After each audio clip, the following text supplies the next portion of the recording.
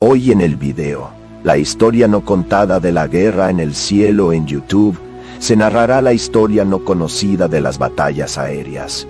¿Cómo puede ocurrir una guerra en el cielo? ¿No es un lugar de paz y armonía? ¿Cómo comenzó todo? Esta batalla de fe entre Lucifer y los ángeles celestiales. Dios creó a los ángeles, seres poderosos y gloriosos que le servían fielmente. ¿Dónde estaba usted cuando fundó la tierra, para saber si tiene entendimiento? ¿Quién lo ha fijado como medida, si es que el sable o quien se extiende sobre él o el cordón? ¿Sobre quién se fundan sus cimientos o quién ha puesto su piedra angular? Cuando las estrellas de alba juntan alegremente cantando, y todos los hijos de Dios jubilan. Este tramo retrata a los ángeles como testigos de la creación de la tierra, disfrutando de la obra creativa de Dios. Sugiere que los ángeles fueron creados para alabar y glorificar a Dios, destacando su papel en la adoración y la devoción. Los ángeles también son descritos como seres poderosos que ejecutan los mandamientos de Dios. Salmos 103 versículos 21. Dice: bueno, di a Dios a todos sus ángeles que su voz es fuerte, que guardan sus mandamientos, obedecen la voz de su palabra. Bueno, dijeron al Señor todos sus ejércitos, voz de sus ministros, que ejecutar o su beneplácito. Este fragmento enfatiza la obediencia y el servicio de los ángeles, indicando que están dedicados a cumplir la voluntad de Dios. Se les representa como seres poderosos que ejecutan los mandamientos de Dios, con precisión y obediencia. En Hebreos 14, los ángeles son descritos como espíritus ministros, enviados a servir en favor de los que heredarán la salvación. Este versículo destaca el papel de los ángeles, como siervos de Dios, enviados a ayudar y auxiliar a los creyentes en su camino de fe. Uno de esos ángeles, Lucifer, era particularmente magnífico, adornado con belleza y sabiduría. Sin embargo, el orgullo se infiltró en el corazón de Lucifer. Él desea exaltarse por encima de Dios. La rebelión de Lucifer no fue solo contra Dios, sino también contra su orden establecido. Él intentó derrocar la autoridad de Dios y ocupar su lugar. En el versículo 28, versículos 12 a 15, obtenemos vislumbres de la posición elevada de Lucifer y su posterior caída. Hijo del hombre, levanta una queja sobre el rey de los tiros y el diésel. Así dice el Señor Dios: tú eras o algo a medida, lleno de sabiduría y perfecto en belleza. Esta túnica no es de jardín de Dios, de toda piedra preciosa era tu cubierta. La sardónica, el topagio, el diamante, la turquesa, la ónix, el jabalí, el zafiro, el carbúnculo, la esmeralda y el oro. En ti se la facía de algunos de tus tambores y de tus pilares. No hay ningún día en que los criados foste fueran preparados. Tú eras Okeirobem, ungido para cubrir y establecerte. No había montaña santa de Dios, en medio de las piedras hundidas de los andabas. Las épocas perfectas en tus caminos, desde el día en que fuiste criado, hasta que se encontró la iniquidad en ti. Estos versículos retratan a Lucifer como un ser de belleza y sabiduría incomparables. Creado por Dios para servir como un querubín guardián en los reinos celestiales, vivía en la presencia de Dios, rodeado de esplendor y majestad, pero su corazón se corrompió por el orgullo. El versículo 12 a 15 de Isaías 14 ofrece más información sobre la caída de Lucifer. Como tú caíste del cielo, o como la estrella de la mañana, hija de la alba, como si fueras cortado por la tierra, tú que debilitaste como naciones. Y tú decías en tu corazón: subiría al cielo, sobre las estrellas de Dios exaltaría mi trono y sobre la montaña de la congregación. Me sentaría en los lados del norte, subiría sobre las alturas de las nubes y sería como el Altísimo, y como todo lo levantado sería como... La rebelión de Lucifer estaba arraigada en su deseo de exaltarse por encima de Dios, de ser igual al Altísimo. Su orgullo le llevó a cubrir el trono de Dios y a buscar establecer su propio reino aparte de la autoridad de Dios. Esa rebelión resultó en su expulsión del cielo y su transformación en Satanás, su adversario. La historia de la rebelión de Lucifer sirve como una advertencia contra los peligros del orgullo y la locura de buscar la exaltación por encima de Dios. Ella nos recuerda que la verdadera grandeza se vende a piedad y a la obediencia a la voluntad de Dios. La caída de Lucifer es una historia de advertencia que destaca la naturaleza destructiva del orgullo y la rebelión contra Dios. Su historia sirve como un recordatorio de las consecuencias de desviarse de la voluntad de Dios, en busca de exaltarse por encima de Él. Este pasaje revela los deseos orgullosos de Lucifer, de exaltarse por encima de Dios y establecer su propio reino. Trató de usurpar la autoridad de Dios y ocupar su lugar legítimo, pero su rebelión llevó a su caída y expulsión del cielo. Ezequiel 28, versículo 17. Describe aún más el motivo de la caída de Lucifer. Él ha vuelto tu corazón por tu belleza, ha corrompido tu sabiduría por tu esplendor. Te lanzo por tierra, delante de dos reyes de Pus, para que te contemple. La belleza y la sabiduría de Lucifer fueron corrompidas por su orgullo, levantando su caída final. Su historia sirve como un aviso contra los peligros de la vanidad y el egocentrismo, recordándonos la importancia de la humildad y la obediencia a Dios. Como consecuencia de la caída de Lucifer, fueron severas las consecuencias. Fue expulsado del cielo y se hizo conocido como Satanás o adversario. Apocalipsis 12, versículo 9, describe su destino y fue lanzado, oh gran dragón, la serpiente antigua, llamada el diablo o el demonio. Y Satanás, que engaña al mundo entero, fue arrojado a la tierra y sus ángeles fueron arrojados con él. La caída de Lucifer sirve como recordatorio de que el orgullo es una fuerza peligrosa y destructiva que puede llevar a la ruina espiritual. Nos enseña la importancia de la humildad y la obediencia a la voluntad de Dios, recordándonos a buscar siempre su gloria por encima de nuestro propio orgullo y ambición. El orgullo y la ambición son características comunes que, cuando no se controlan, pueden conducir a comportamientos destructivos y caída espiritual. La Biblia nos ofrece varias historias y enseñanzas sobre los peligros del orgullo y la ambición, instándonos a cultivar la humildad y el contentamiento. Proverbios 16, versículo 18, dice que la diversión, la soberbia preceden a la ruina y la desobediencia del espíritu precede a la caída. Este versículo destaca la correlación entre el orgullo y la caída, enfatizando la importancia de la humildad para evitar el destino. La narración bíblica de la rebelión de Lucifer y su posterior expulsión del cielo sirve como un poderoso recordatorio de las consecuencias de la desobediencia y el orgullo.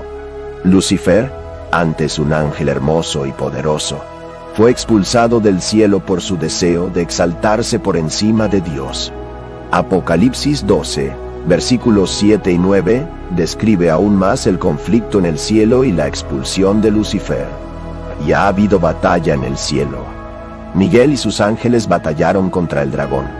E batallaban el dragón y sus ángeles, pero no prevalecieron. No es que su lugar sea en el cielo. Y fue lanzado el gran dragón, la serpiente antigua, llamada el diablo y Satanás, que engaña al mundo entero.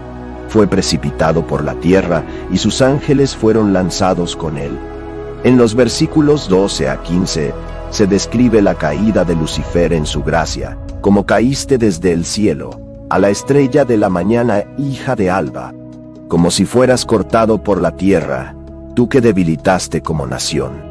Y tú decías en tu corazón, me subiré al cielo por encima de las estrellas de Dios, exaltaré mi trono y no me levantaré de la congregación, me centraré en los lados del norte. Subiré por encima de las alturas de las nubes, y seré parecido al Altísimo, y con todo lo levantado será al infierno en las profundidades del abismo. Este fragmento ilustra las ambiciones orgullosas de Lucifer, y su deseo de exaltarse por encima de Dios. Su rebelión le llevó a ser expulsado del cielo y transformado en Satanás, el adversario. Este pasaje describe una batalla épica entre el bien y el mal, que culmina en la expulsión de Satanás y sus seguidores del cielo. La historia de la caída de Lucifer sirve como un recordatorio de que la desobediencia y la rebelión contra la voluntad de Dios tienen graves consecuencias. Nos enseña la importancia de la humildad y la obediencia. Nos exhorta a aprender de los errores de Lucifer y a permanecer fieles a los mandamientos de Dios, a los que podemos prestar atención a este aviso y esforzarnos por vivir vidas que honren y glorifiquen a Dios en todo lo que hacemos. El dragón y sus ángeles lucharon, pero no vencieron y ya no se les encontró lugar en el cielo.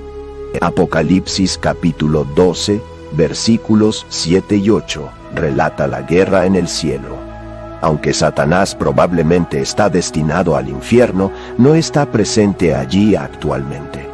Es común ver dibujos animados que retratan a Satanás con un traje rojo, un tridente y una cola puntiaguda, pero tales folclores medievales difícilmente son fieles a la imagen bíblica. En Juan, Satanás es mencionado como teniendo acceso al cielo y visitando la presencia de Dios allí. Esto nos lleva a Apocalipsis 12, donde el diablo y sus aliados marchan sobre el cielo, creando un conflicto cósmico espiritual. Mientras el dragón luchaba, no prevalecía. El arcángel Miguel era el campeón de Dios y el general comandante de las fuerzas divinas. Leemos sobre Miguel y sus ángeles. El ser angélico más conocido en la Biblia es probablemente Miguel, junto con Gabriel. Daniel nos presenta a Miguel, cuyo nombre es Q-Una, quien es comparable a Dios. Muchos padres que llaman a sus hijos Miguel no tienen ni idea de lo que significa el nombre. Miguel es presentado por el profeta Daniel. Miguel y sus ángeles lucharon contra el dragón, y el dragón y sus ángeles lucharon. Esta es una escena dramática de batalla entre ángeles buenos y ángeles malos, ángeles fieles y ángeles caídos. ¿Quién está luchando en esta batalla? Satanás representa al dragón, pero Satanás no es el equivalente de Dios. Dios no tiene igual. Miguel, el ángel principal, se opone a ese jefe de los ángeles caídos porque la batalla está en curso. En un escenario anterior de conflicto entre Miguel y Satanás, Judas 1 verse 9, Satanás enfrentó a Miguel. Aquí está otra ocasión en la que Satanás quiere interferir en el plan de Dios para el fin de los tiempos. Basado en Daniel, Judas reconoció a Miguel como su príncipe guardián, que defendería a los dos ángeles de las otras naciones que buscaban el primero. Daniel 10 verses 13, pero el príncipe del reino de Persia me resistió durante 21 días, pero Miguel, uno de los dos primeros príncipes, vino a ayudarme, y obtuve la victoria sobre los reyes de Persia. Miguel podría repeler por sí solo a los ángeles de otras naciones.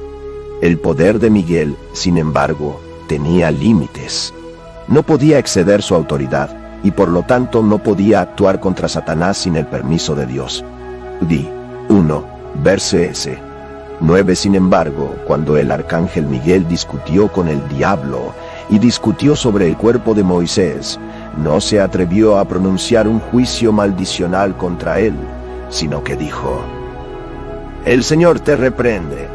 Aquí, por su parte, Miguel y sus fuerzas se derrocaron como fuerzas de Satanás, simbolizando la victoria terrestre de Cristo en el cielo. Cuando se ha librado esta batalla, se lleva a cabo en el medio del período de 7 años, tal como lo describe Daniel. Daniel 12 viernes 1 ser una monol, ono 1. Sabemos que es una batalla real, pero es una batalla material o espiritual. Nuestra batalla contra Satanás y sus demonios es espiritual, en el campo de la verdad y el engaño, del miedo y la fe. Efesios 6 verses 12, porque nuestra lucha no es contra carne y hueso, sino contra los principados y potencias, contra los príncipes de las tinieblas de este siglo, contra las hostias espirituales de la maldad en las regiones celestiales. En cuanto a los ataques materiales contra el creyente, Satanás y sus demonios fueron desarmados en la cruz. Colosenses 2 verses 15. Milton en su clásico Paraíso Perdido imaginaba esa batalla. Miguel ordenó al arcángel tocar la trompeta a través del cielo. Oh, que los que están aquí, los ejércitos de fe han corrido, que han ido al más alto, no se han parado para las legiones adversas ni menos horrendas, se han unido al choque horrible. Ahora la furia de la tormenta se levantó y gritó, como nunca antes escuché desde el cielo, nunca cruzar armas armadas. La terrible discordia y los terribles carros de bronce irrompe. Los ferrosos fueron los ruidos del conflicto anterior, o el triste silbo de las setas ardientes y las bolas llamativas volando y volando, cubrieron ambos ejércitos con fuego. Entonces, bajo el manto de fuego, ambos ejércitos avanzaron con un salto destructivo e indistinguible. Furor los cielos y colo, y si la tierra entonces existiera, toda la tierra se habría temblado hasta su centro. Apocalipsis 12, verso 9. Poco después de la derrota de Satanás y antes de su guerra contra la iglesia, una voz alta en el cielo proclama la victoria de Dios y su pueblo sobre Satanás, el acusador. En el versículo 9, el dragón es identificado como Satanás, pero en el versículo 10, se describe como el acusador que acusa al pueblo de Dios. Satanás se refiere a su identidad, pero el acusador se refiere a su papel en la guerra de Dios contra su pueblo. Un testigo fiel a Cristo les trajo la victoria y la guerra espiritual. La victoria sobre Satanás se basó en 3 factores: la sangre del Cordero, el testimonio fiel de Jesús y la fidelidad a Cristo. Un testimonio fiel de Cristo que les trajo la victoria y la guerra espiritual. Durante todo este versículo, nuestro enemigo espiritual es referido como el dragón, la serpiente antigua, el diablo, Satanás, y el que engaña al mundo entero. Estos títulos describen a Satanás como cruel, acusador, adversario y engañador. La Biblia describe varias caídas de Satanás y Apocalipsis 12 versículo 9 describe la segunda de estas 4 caídas. Caen de la gloria para una profanación. El profeta ejecutivo nos dice que Satanás era un querirón, un guía que cubría todo. Era impecable en sus caminos hasta que se encontró en él una iniquidad. Satanás también tuvo acceso al cielo para restringir la tierra. 1 Reyes 22 versículo 21.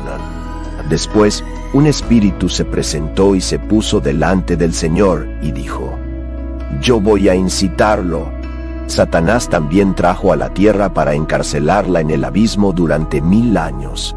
En Apocalipsis 20, versículos 1 y 2, apareció entonces un ángel que salió del cielo, sosteniendo en su mano la llave del abismo y una gran corriente. Él tomó al dragón, la antigua serpiente que es el diablo y Satanás, y lo capturó por 1000 años. Vemos que sus ángeles fueron lanzados con él. Esto implica que los espíritus demoníacos son ángeles caídos que se unieron a Satanás en su rebelión contra Dios. Estos son sus ángeles que también son los tercios de las estrellas del cielo descritas en Apocalipsis 12, versículo 4.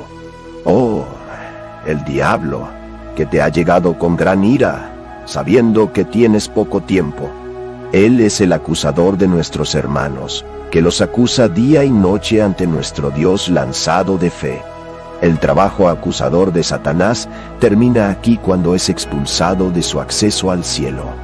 Por eso, hoy necesitamos un intercesor, un abogado, un hebreo o un 7 versículo 25.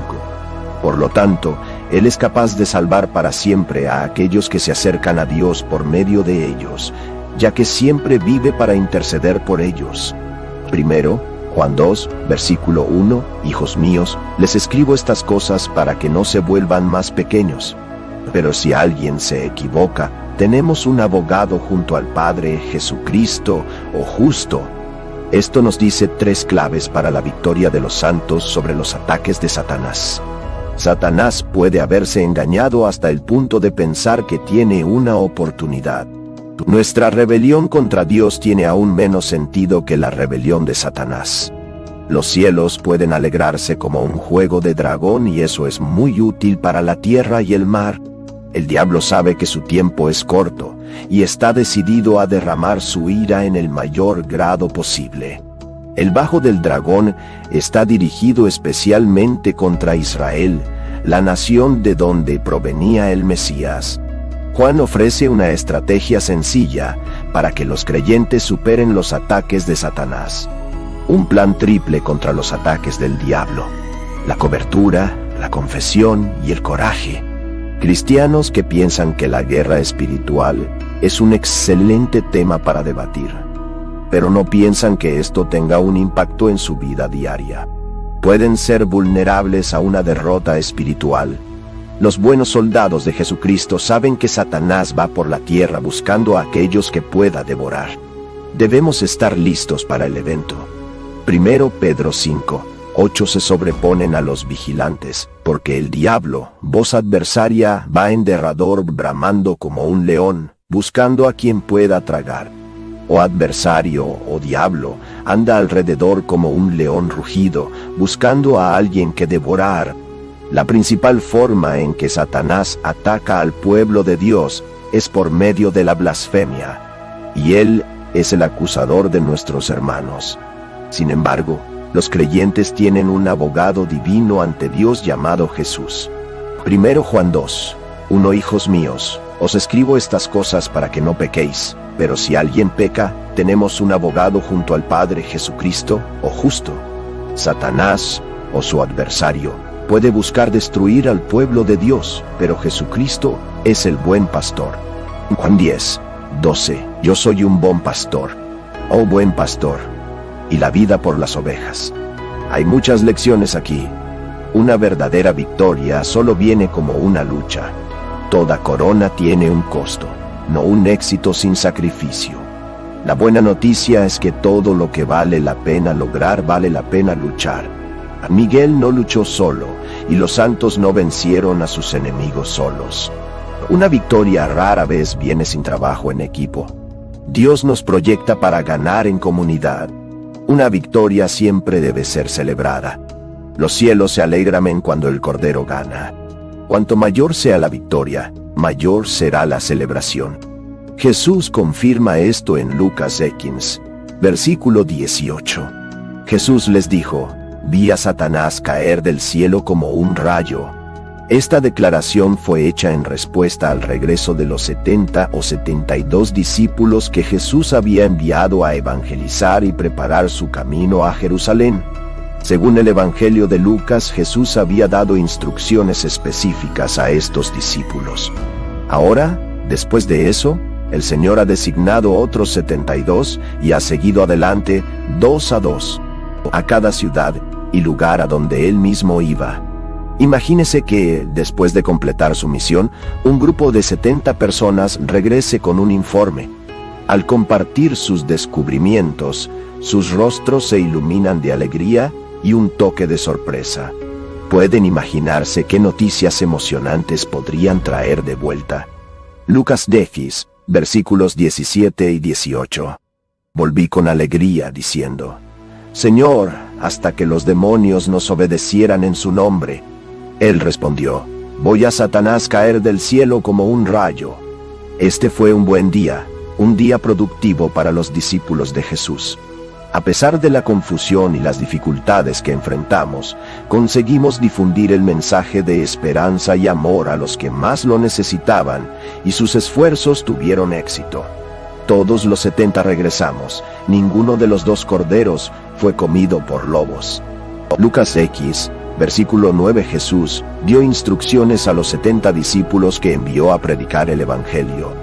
A diferencia de los 12 discípulos a quienes había dado anteriormente, en Lucas 9, versículos 1 y 2, la comisión de expulsar demonios, Jesús no había dado instrucciones tan explícitas a los 70 en Lucas 9.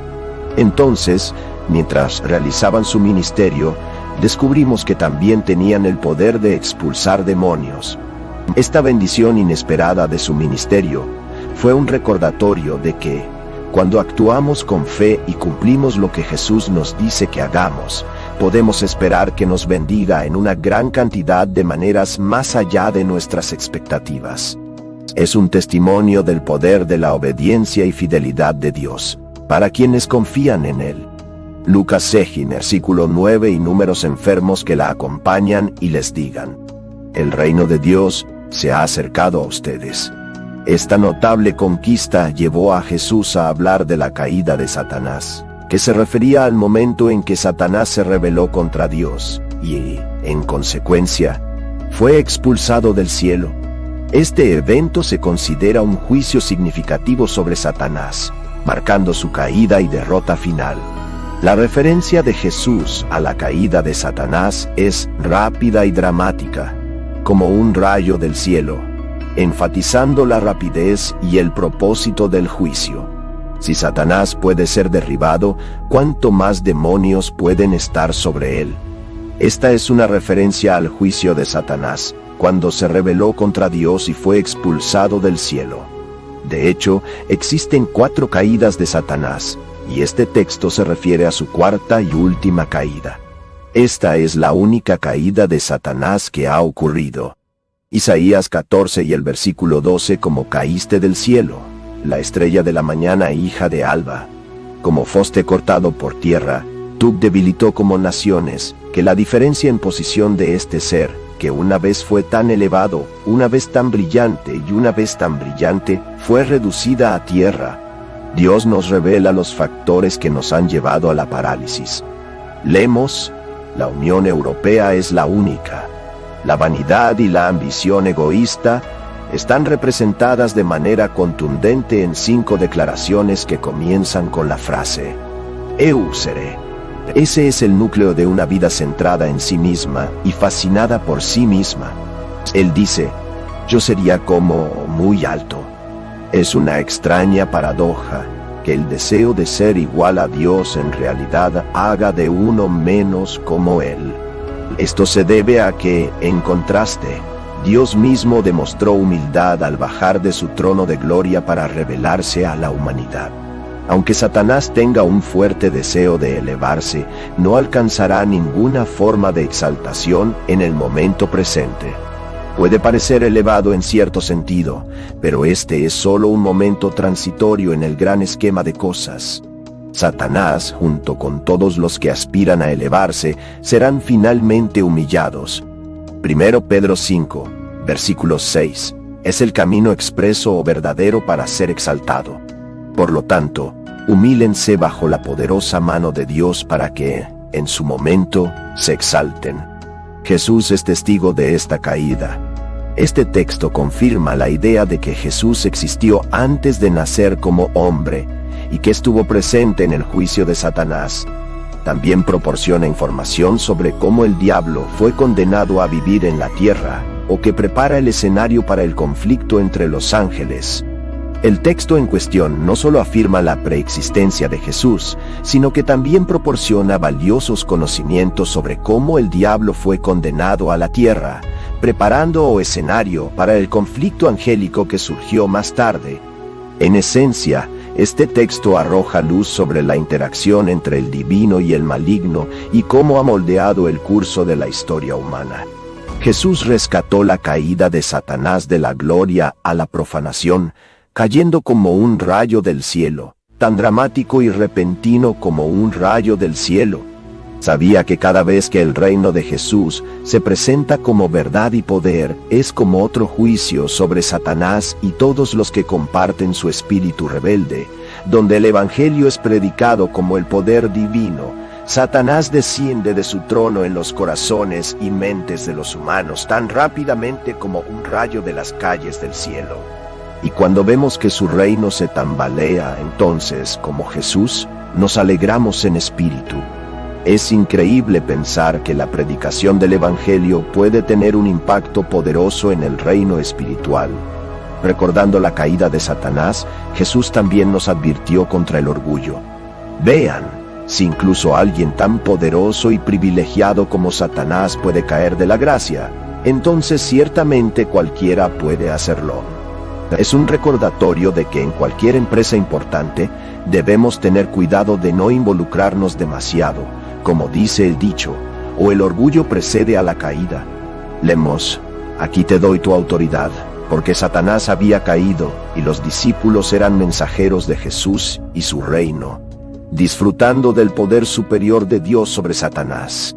Sabía que al elegir vivir en Cristo resucitado, se convierte en parte integral de su imperio, y no solo eso, sino que también puede disfrutar de todos los frutos dulces de su victoria sobre Satanás. Es como no tener tiempo ganador y tener acceso a todas las recompensas que vienen con él.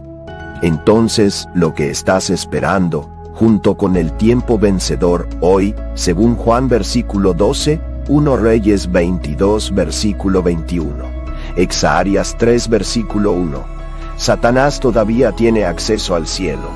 Sin embargo, el triunfo del discípulo sobre los espíritus demoníacos fue un evento significativo que confirmó la caída de Satanás de su posición de autoridad y poder.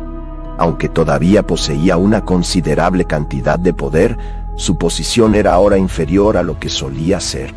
Primero, Reyes 22, versículo 21. Entonces vino un espíritu, y se presentó ante el Señor y dijo: Yo lo induciré.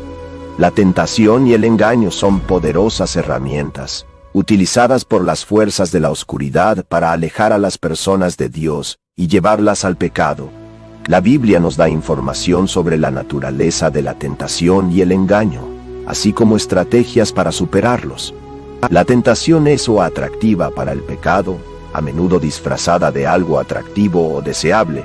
Es una táctica usada por Satanás para desviar a la gente de la voluntad de Dios. Hay un versículo 14 y 15 que explica el proceso de la tentación. Pero cada uno es tentado cuando es atraído y engullido por su propia concupiscencia. Luego, habiendo concebido, da a luz a pecado, y el pecado es consumido para generar la muerte. Dice: después de haber atraído y seducido a su propia concupiscencia, entonces una concupiscencia ha concebido, da a luz pecado, y pecado después de ser consumido genera la muerte. Este tramo destaca la progresión de la tentación, comenzando con un deseo interno que luego es explorado por atractivos externos. El engaño es otra táctica utilizada por el enemigo para desviar a la gente, según 2 Corintios 11 versículo 14, como una divertida. Y no es de extrañar porque Satanás mismo se transforma en ángel de luz. Este versículo enfatiza la naturaleza engañosa de Satanás, que se disfraza de algo bueno y atractivo para engañar a las personas. Uno de los relatos más famosos de la tentación en la Biblia es la tentación de Jesús en el desierto. Mateo 4 versículo 11 relata cómo Satanás tentó a Jesús 3 veces, cada vez intentando hacerle pecar. Jesús resiste a cada tentación citando las Escrituras, demostrando el poder de la palabra de Dios para superar la tentación. La historia de Eva en el jardín de Edén es otro ejemplo de tentación y decepción. Génesis 3.6 describe cómo Eva fue tentada por la serpiente, el acomeiro o el fruto prohibido, lo que llevó a la caída de la humanidad. Una historia ilustra como devastadoras las consecuencias de ceder a la atención y la importancia de estar alerta contra el engaño. A pesar del poder de la tentación y el engaño, la Biblia ofrece estrategias para superarlos. Santiago 4:7 proporciona una clara guía de que se someta a Dios y se le debe, se resista al diablo y él huirá de su voz. Este versículo enfatiza la importancia de someterse a la autoridad de Dios y resistir las tentaciones del maligno. En 1 Corintios 10, versículo 13, se ofrece un aliento. No te ha llegado ninguna tentación, sino a los no humanos, pero es fiel a Dios que no te dejará atentar más allá de lo que puedes, sino que como tentación te dará también, o escapará para que puedas apostar y soportar. Este versículo nos recuerda que Dios es fiel, y siempre proveerá una salida a la tentación para aquellos que buscan la verdad.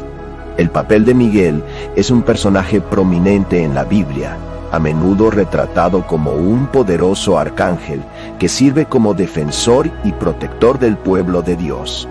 Su nombre significa "quien es como Dios" y refleja su papel como guerrero en el reino espiritual. Señor te reprenda. Este fragmento ilustra la autoridad y el poder de Miguel, así como su respeto por el juicio de Dios. Miguel también está asociado a la guerra espiritual y la derrota de las fuerzas del mal. Apocalipsis 12, versículos 7 y 8, describe una gran guerra en el cielo con Miguel y sus ángeles luchando contra el dragón, Satanás y sus ángeles. Este trecho destaca el papel de Miguel en la derrota de Satanás y sus fuerzas, defensor dos fieis. Miguel, a menudo reconocido como arcángel y defensor de los fieis, desempeña un papel significativo en las narraciones bíblicas. Su nombre, que significa «quién es como Dios», refleja su devoción y lealtad al Todopoderoso. A lo largo de la Biblia, Miguel es retratado como una figura poderosa y justa, involucrada en la guerra espiritual y en la protección del pueblo de Dios. La importancia de Miguel va más allá de su papel en las batallas y la protección. También se ve como un símbolo de rebeldía y obediencia a Dios ante los desafíos y tentaciones espirituales. Miguel es un ejemplo de fe inmutable y lealtad a la voluntad divina. A lo largo de las Escrituras, Miguel es retratado como un líder poderoso y justo, liderando a los ejércitos celestiales en la batalla contra las fuerzas del mal. Una de las dos partes principales que destacan el papel de Miguel, como líder de los dos ejércitos celestiales, está en el libro del Apocalipsis. El liderazgo de Miguel también se ve en sus interacciones con los gobernantes y el reino terrenal.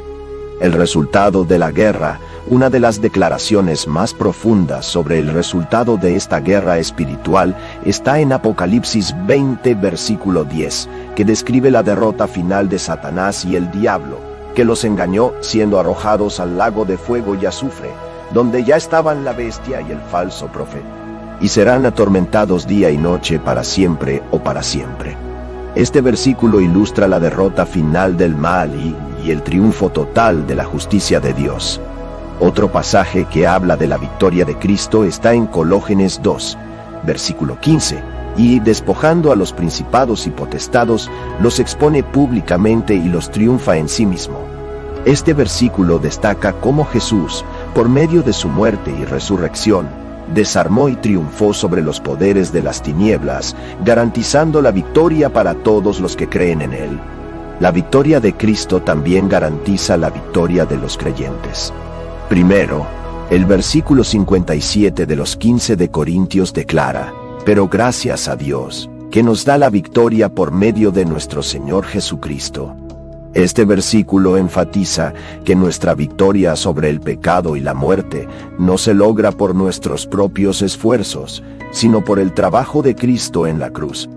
Como creyentes, estamos llamados a vivir en la realidad de esta victoria. Romanos 8:37 nos recuerda que en todas estas cosas somos vencedores por el que nos ama. Este versículo nos anima a vivir con confianza en la victoria de Cristo, sabiendo que nada puede separarnos del amor de Dios. La victoria del bien sobre el mal.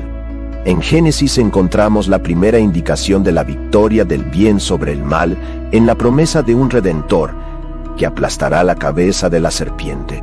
Génesis 3, versículo 15. Preanuncia la derrota final del mal por medio de la descendencia de la mujer. Sin embargo, la animación entre ti y la mujer, y entre tu semilla y su semilla, te golpeará la cabeza y tú le golpearás el talón.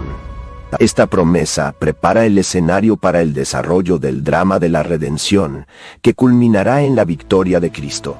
Los profetas del Antiguo Testamento también hablaron de una futura victoria del bien sobre el mal, donde la justicia reinaría y la paz prevalecería. Y los versículos 6 y 7 profetizan sobre un Mesías que vendrá, cuyo gobierno traerá paz y justicia eterna, porque un niño nos ha nacido, un hijo nos ha dado, y el principado está sobre sus hombros, y su nombre será maravilloso, consejero, Dios fuerte, Padre de la eternidad, príncipe de paz. Del aumento de este principado y de la paz no habrá fin sobre él. No hay un Nuevo Testamento. La victoria del bien sobre el mal se realiza plenamente en la persona de Jesucristo. A través de su vida, muerte y resurrección, Jesús venció el pecado, la muerte y los poderes de las tinieblas. En Juan 16, versículo 33, Jesús tranquiliza a sus discípulos sobre esta victoria. Les he dicho esto para que yo tenga espacio. No hay mundo que se vea como aflicciones, sino como un ánimo de unión, eu vencer o el mundo, o conflicto continuo con la tierra. La Biblia enseña que el conflicto entre el bien y el mal, que comenzó con la rebelión de Satanás y sus ángeles celestiales, continúa en la tierra.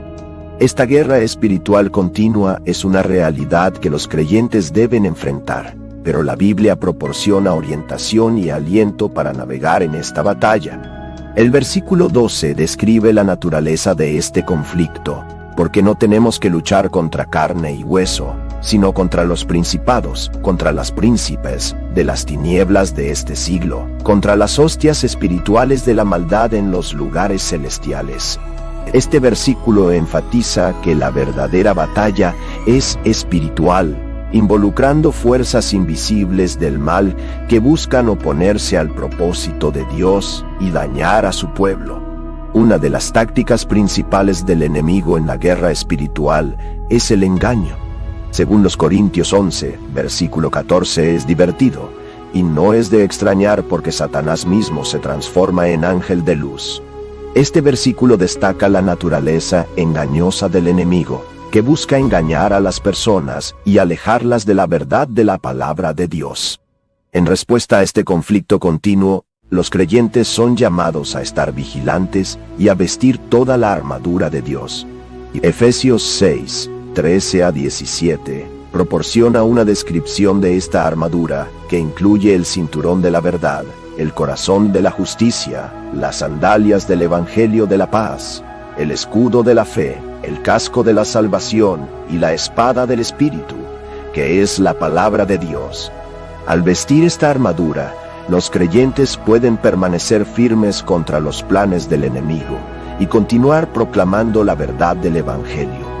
Otro aspecto importante del papel de un creyente en el conflicto continuo en la tierra es la oración. Efesios 6, versículo 18, anima a los creyentes a orar en el Espíritu en todas las ocasiones, con todo tipo de oraciones y pedidos. Con esto en mente, mantengamos alerta y persistamos en la oración por todos los santos. La oración es una arma poderosa en la guerra espiritual, permitiendo a los creyentes buscar la protección, orientación y fuerza de Dios en medio de la batalla. A pesar de los dos retos de la guerra espiritual, los creyentes pueden encontrar consuelo en la promesa divina a través de Cristo. Primero, Juan 4, versículo 4, declara: hijos pequeños, que sois de Dios y ya os hemos vencido, porque lo que está en vos es mayor que lo que está en el mundo. Este versículo recuerda a los creyentes que no están solos en la batalla, sino que Dios está con ellos, capacitándolos para atacarlos como fuerzas del mal. Esta influencia se manifiesta a menudo a través del pecado, la tentación y las acciones de aquellos que rechazan la voluntad de Dios. Sin embargo, la Biblia también ofrece esperanza y seguridad a los creyentes, enfatizando que el poder de Dios es mayor que la influencia del mal. Uno de los dos principales tratados que abordan la influencia del mal en el mundo está en el 1 Juan 5, versículo 19, que dice: sabemos que somos de Dios y que el mundo entero ya no es maligno. Este versículo destaca la realidad de que el mal domina el mundo, alejando a las personas de Dios, promoviendo el pecado y la desobediencia, a pesar de la influencia del mal en el mundo. La Biblia asegura a los creyentes que Dios es mayor que el mal, que Él ha vencido al mundo. Juan 16, versículo 33, dice: os he dicho estas cosas para que en mí tenga espacio, no para que el mundo se vea afectado, sino para que tenga el ánimo de vencer o vencer al mundo. Este versículo ofrece consuelo y esperanza a los creyentes, recordándoles que pueden tener paz en medio de un mundo afligido por la victoria de Cristo sobre el mal. En el 1 Pedro 5, versículo 8, se advierte a los creyentes que estén alerta contra los planes del diablo que busca engañar y destruir, y que estén vigilantes, porque el diablo, voz adversaria, va en derredor, bramando como un león, buscando a quien pueda tragar. Este versículo enfatiza la importancia del discernimiento espiritual y la resistencia a la influencia del mal. A pesar de la influencia del mal en el mundo, la Biblia ofrece esperanza y seguridad a los creyentes. En Romano 8, versículos 37-39 declara que pero en todas estas cosas somos más que vencedores por el que nos ama, porque estoy seguro de que ni la inmortalidad, ni la vida, ni los ángeles, ni los principados, ni las cosas presentes, ni las futuras, ni los poderes, ni la altura, ni la profundidad, ni cualquier otra criatura podrá separarnos del amor de Dios, que está en Cristo Jesús, nuestro Señor. Este fragmento enfatiza que nada puede separar a los creyentes del amor de Dios, y que a través de Cristo tienen el poder de vencer la influencia del mal en el mundo. Esperanza de redención en medio de un mundo roto y caído. La Biblia ofrece un mensaje de esperanza para la redención y la restauración. Esta esperanza está arraigada en la promesa del amor y la gracia de Dios, que ofrece un camino hacia el perdón, la curación y la reconciliación. Uno de los dos principales textos que hablan de esa esperanza está en Isaías 43. Versículos 18 y 19, donde Dios promete hacer un camino para su pueblo, incluso en medio de sus pecados y fracasos. No recordéis las cosas pasadas ni las consideráis antiguas, sino que hacen algo nuevo, que está saliendo a la luz. Tal vez no percibiréis, tal vez sea un camino no desierto y un río no ermo. Este versículo enfatiza la capacidad de Dios para traer novedad y restauración, incluso en las circunstancias más desoladoras. Otro pasaje que habla de la esperanza de redención está en Romanos 8, versículo 18, que dice: porque para mí estoy seguro de que los sufrimientos del presente tiempo no pueden compararse con la gloria que se revela en nosotros. Este versículo destaca la idea de que las pruebas y tribulaciones de esta vida presente son temporales y pálidas en comparación con la gloria y la redención que esperan los creyentes en el futuro. La máxima expresión de la esperanza de redención está en la persona y en la obra de Jesucristo. A través de su muerte y resurrección, Jesús proporcionó un camino para la humanidad, para que se reconciliara con Dios y experimentara la verdadera redención. Dice el versículo 8, pero Dios prueba su amor por nosotros en que Cristo murió por nosotros, mientras que todavía éramos pecadores. Este versículo destaca la profundidad del amor de Dios y su disposición a sacrificar a su Hijo por la redención de la humanidad. Además de la esperanza de la redención personal, la Biblia también habla de la esperanza de la redención de toda la creación. Romanos 8, versículos 19 a 21, dice: porque la ardente espera de la criatura espera la manifestación de los dos hijos de Dios, porque la creación fue sometida a la avaricia, no por su voluntad, sino por lo que lo sometió, con la esperanza de que también la misma criatura será liberada de la esclavitud de la corrupción para la libertad gloriosa de los hijos de Dios. Este fragmento enfatiza que el plan redentor de Dios va más allá de la salvación individual para la restauración de toda la creación. La esperanza de redención no es solo una promesa futura, sino una realidad presente que los creyentes pueden experimentar en sus vidas. Según los 5 a 17 de los Corintios, si alguien está en Cristo es una nueva criatura. Las cosas viejas han pasado, ya que todo se hace nuevo. Este versículo destaca el poder transformador de la redención, que trae una nueva vida e identidad en Cristo. Una batalla final de batalla. La batalla se describe en detalle en el libro de Apocalipsis, donde las fuerzas del bien y del mal se enfrentan en un enfrentamiento final, que conduce al establecimiento del reino de Dios y al juicio de toda la creación. Apocalipsis 19 versículos 11 a 16 proporciona una descripción dramática de la batalla final, retratando el regreso triunfal de Jesucristo como el Rey Conquistador. Vio su apertura y ahora un caballo blanco, o su jinete se llama Fiel y Verdadero, y el juicio con justicia y faz guerra. Sus ojos son como una llama de fuego. Sobre su cabeza hay muchos además. y tiene un nombre escrito que nadie conoce sino él mismo. Está vestido con un manto manchado de sangre, y su nombre es el Verbo de Dios. Y los ejércitos que no están en el cielo nos siguen montados en caballos blancos, con vestidos de línea fina, blanca y pura.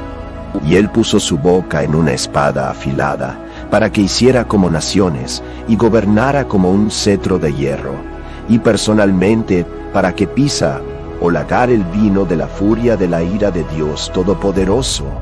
Temnomanto es su coxa, un nombre inscrito, Rey de los Reyes y Señor de los Señores. Este tramo muestra a Jesús como el guerrero victorioso que juzgará a las naciones y establecerá su reino en la tierra. La batalla final sirve como recordatorio de la soberanía de Dios y de su autoridad suprema sobre toda la creación. Los Salmos 2, versículos 1 a 4, declaran que cuando los gentiles se enfurecieron y las naciones imaginaron cosas vacías, los reyes de la tierra se levantaron y los príncipes conspirieron contra el Señor y contra su ungido. Rompíamos sus ataduras y nos sacudimos como sus algamas. Rico es el que habita en los cielos, el Señor de sus manos. Este pasaje enfatiza que ningún poder o autoridad puede resistir la soberanía de Dios y que Él triunfará sobre todos sus enemigos. Lecciones y reflexiones. La Biblia es una rica fuente de sabiduría y orientación, ofreciendo valiosas lecciones y reflexiones para los creyentes. Estas lecciones son ininterrumpidas y relevantes, proporcionando información sobre cómo podemos vivir de acuerdo con la voluntad y el propósito de Dios. Confía en el Señor. Proverbios 3 versículos 5 y 6 a consejería. Confíe en el Señor con todo su corazón y no se aplique a su propia comprensión. Reconoce a Él en todos sus caminos y Él lo dirigirá como sus verdades. Este versículo nos recuerda la importancia de confiar en el plan de Dios y buscar su orientación en todos los aspectos de nuestras vidas. Busque sabiduría. Proverbios 2 versículos 6 nos dice, porque el Señor da sabiduría. De su boca sale el conocimiento y la comprensión.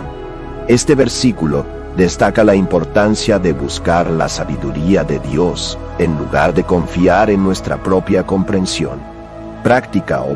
Los Efesios 4, 3 y 3 nos alientan a sermos bondadosos y compasivos unos con otros, perdiéndonos mutuamente, así como Dios, en Cristo, nos perdonó.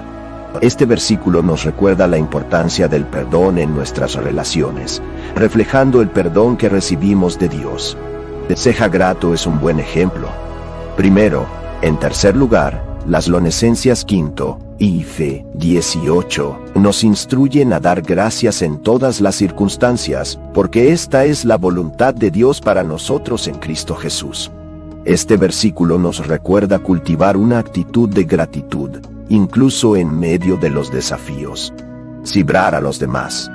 Gálatas 5:3 nos recuerda servirnos unos a otros por 1000 años en amor. Este versículo enfatiza la importancia de servir a los demás con humildad y amor, siguiendo el ejemplo de Cristo. Confiar en Dios no es el tiempo. Eclesiastés 3 nos dice que hay un tiempo para todo y un tiempo para toda actividad bajo los cielos. Este versículo nos recuerda no confiar en el tiempo de Dios, sabiendo que tiene un propósito y un plan para cada temporada de nuestras vidas, y que estamos enamorados de Él. Eclesioclimpia 3 nos anima a caminar en el camino del amor, tal como Cristo nos amó y se entregó por nosotros como ofrenda y sacrificio a Dios en aroma suave. Este versículo nos recuerda vivir una vida caracterizada por el amor, siguiendo el ejemplo de Cristo. La guerra espiritual es un concepto que se encuentra en toda la Biblia, describiendo el conflicto continuo entre las fuerzas del bien y el mal. Esta batalla no es física, sino espiritual, involucrando o enfrentando a Dios y a sus ángeles contra Satanás y sus fuerzas demoníacas. Comprender la guerra espiritual es esencial para los creyentes, ya que nos ayuda a reconocer la naturaleza de la batalla y a equiparnos con la armadura espiritual necesaria para la victoria. Efes B. Bose proporciona una comprensión fundamental de la guerra espiritual, porque no tenemos que luchar contra carne y hueso, sino contra los principados, contra las potencias, contra los príncipes de las tinieblas de este siglo, contra las huestes espirituales de la maldad en nuestros lugares celestiales.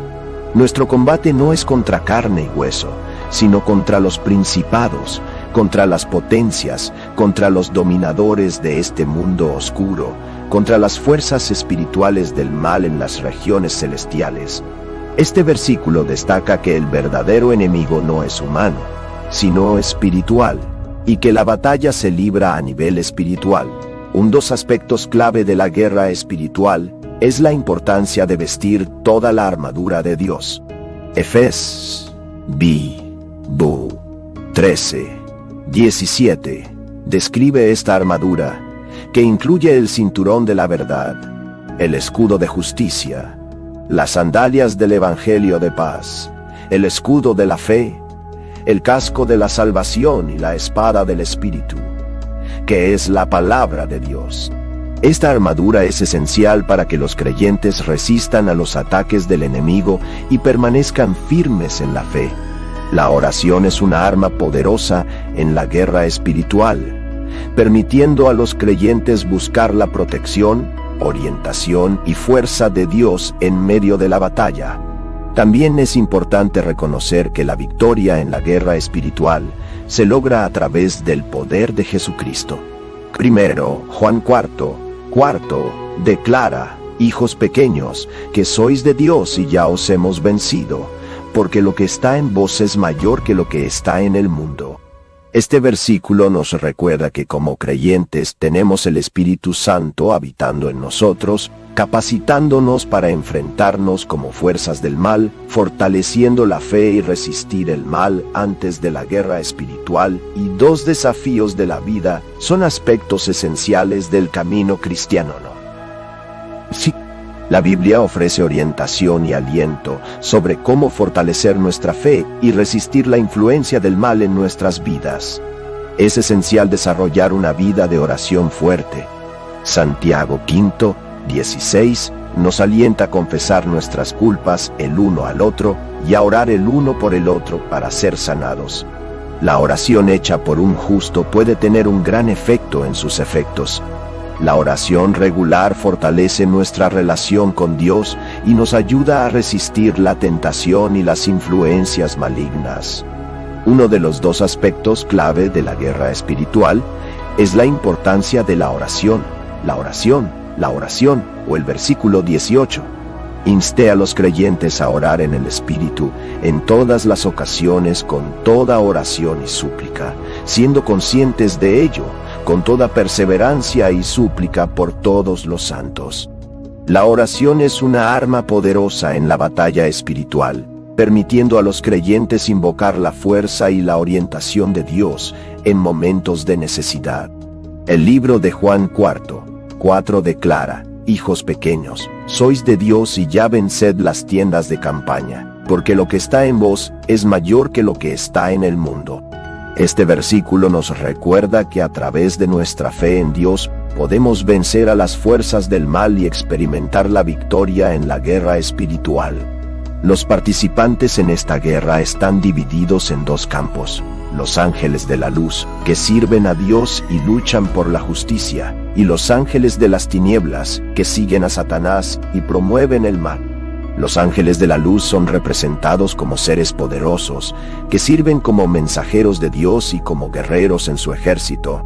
Comprender las enseñanzas de la Biblia requiere la dificultad para aplicarlas en nuestras vidas. Pedimos, Señor, que nos acerquemos a tu palabra con reverencia, reconociendo su autoridad y verdad. Oramos por claridad en nuestra comprensión, sabiendo que tu palabra es accesible a todos los que abusan, que tu Espíritu Santo ilumina los versículos que leemos, revelando tus verdades de una manera que nos lleve directamente a nuestros corazones y mentes. Perdónanos, Señor, en las ocasiones en que interpretamos o entendemos mal tu palabra. Ayúdanos a dejar de lado nuestros prejuicios, permitiendo que tu verdad penetre sin impedimentos en nuestras almas. Es un buen discernimiento para distinguir entre sus verdades eternas y el contexto cultural en el que fueron escritas. Ayúdanos a aplicar los principios de tu palabra en nuestras vidas hoy, reconociendo que mientras el mundo pueda cambiar, tu palabra permanece constante. Dame un hambre y una sed por tu palabra, Señor, para que podamos seguir creciendo en nuestra comprensión y conocimiento de ti, que abordamos la Biblia no solo como un libro de reglas o historias, sino como un testimonio vivo de tu amor, gracia y redención. Oramos por la unidad entre tu pueblo mientras estudiamos tu palabra juntos. Nos ayuda a escuchar los concursos y las mentes abiertas, reconociendo que cada uno de nosotros trae ideas y perspectivas únicas a la mesa. Que nuestras discusiones estén marcadas por amor, gracia y compromiso compartido con la verdad. Oremos por aquellos que aún no han encontrado tu palabra o que luchan por entender tu mensaje. Abre nuestros corazones y mentes para que reciban tu verdad y traiga a personas a sus vidas que puedan ayudarlos en su camino de fe. También oramos por aquellos que son perseguidos por su fe en todo el mundo. Fortaléceos con tu presencia y tu palabra, Señor, y recuérdales que no están solos. Finalmente, Señor, agradecemos el precioso regalo de tu palabra, que nunca tomamos como garantía, pero siempre valoramos como un tesoro invaluable, que sea una lámpara para nuestros pies y una luz para nuestro camino, guiándonos a cada paso mientras buscamos vivir vidas que te honren y glorifiquen. En el nombre de Jesús, oremos, amén. No olvides dejar el like, compartir el video y suscribirte al canal. ¡Hasta la próxima! ¡Xima! ¡Xima! ¡Xima! ¡Xima! ¡Xima!